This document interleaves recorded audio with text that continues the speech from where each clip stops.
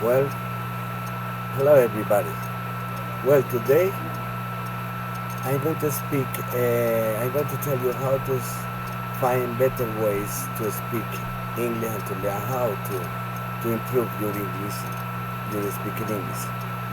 First, I would say don't, and I will tell you not to be afraid to make mistakes. Don't be afraid of make mistakes. Most of the time, people will understand what you are trying to say, even if you make mistakes. So try to be sure about what you are going to say, secure about yourself. And one of the best ways is to practice daily for a few moments, at least, but best immerse yourself as much as you can. If you want to speak English fluently, you need to make it an essential part of your everyday life.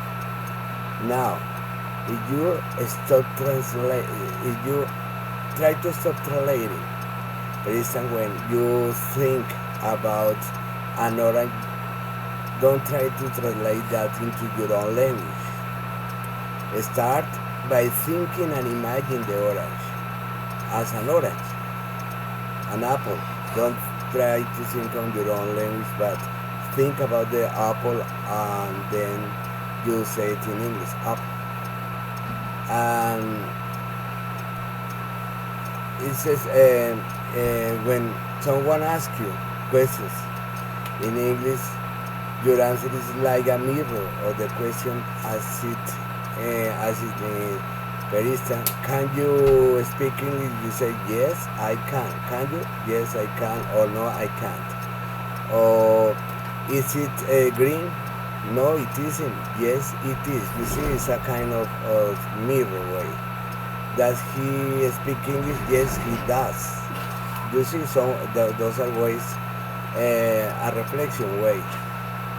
And also, you should accept that you can find patterns in English grammar, but other times in English doesn't make any sense at all. As in, for instance, irregular verbs that you need to learn by heart. If you see verbs like read, read, you notice that those are writing in the present. You read a past and past participle. You write the same. R-E-A-D. No? But in the past you say read, and in the past participle you say read as well. So or whenever you are looking for plural, like mouse, for mice,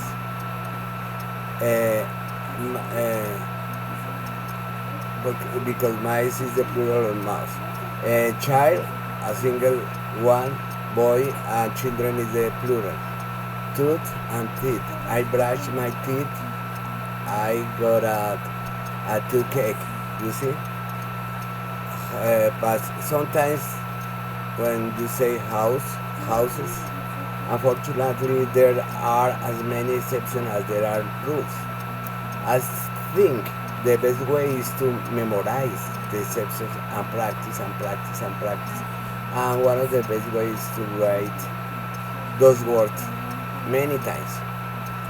Also, you try to listen not just what the words mean when someone is talking to you, but to how the person says them and how then are linked.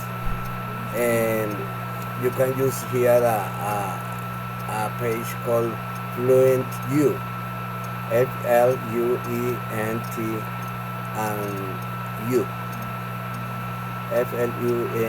Fluentu. There are interactive captions there. In other words, you can tap on any word to see and imagine a definition and useful example you can find there. You see that if you don't use your English, there is a saying in English that says use it or lose it, which basically means if you don't practice an ability, you might forget it. So practice daily. If your goal is to speak English in full sentences, so why not learn it in full sentences?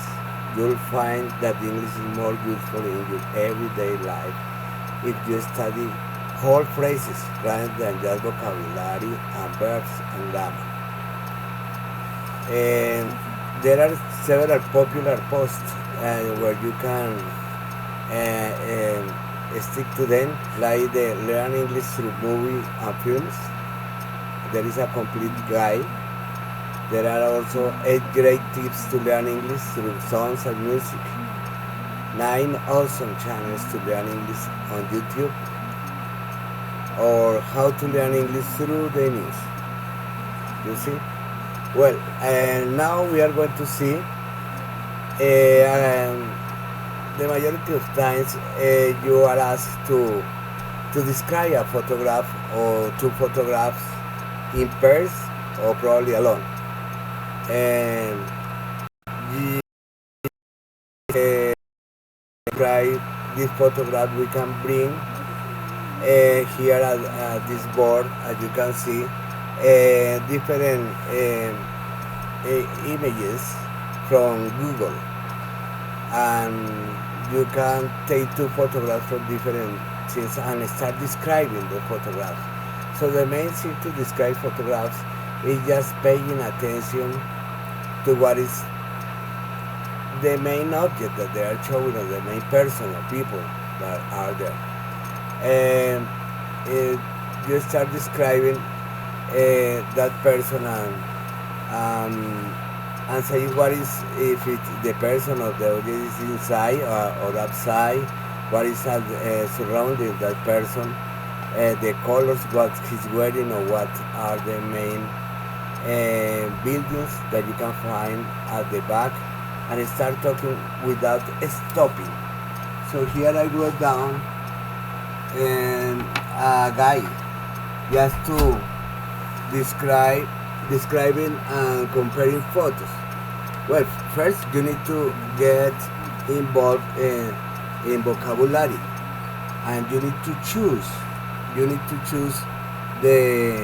the words you need to describe each photo. As I said, that is very important. Use questions like where, is it inside or outside, as I said before. What objects or people are there? What are the people doing? How are the objects helping the people? You see?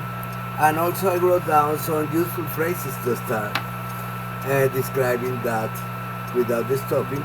You can start, well, this photo shows a river that is very clear and surrounded by trees or something like that. No? Or if you are not sure about that, you can say it must be a Roman building or something like that. Whenever, or you can say he seems to be happy. You're describing a person, or she seems to be happy, or they look really sad. Or you can start by saying there are several differences. For example, the first picture is about the jungle or something like that, but the second one is about the city. Whenever you are making difference and doing difference about that. Or you can say, in this picture I can see that people are walking around the park, or something. Use that vocabulary that is very useful to start the phrases, and then you are going to get confidence about what you are talking about. Right. Well, try to practice with Google Images and different aspects, and then you can get a lot of advantage about that. Alright, see you then. Bye bye.